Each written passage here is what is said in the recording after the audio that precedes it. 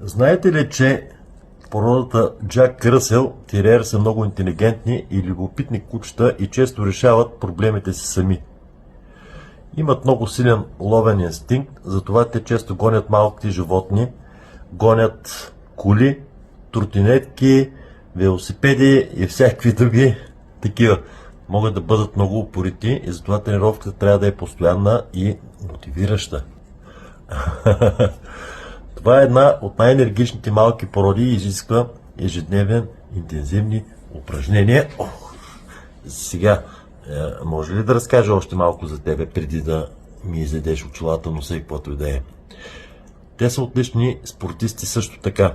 Могат да скачат по-високо от собствената си височина, благодарение на силните си задни крачета. Живеят около 12 до 16 години, понякога и повече, ако са здрави и ако са добре гледани.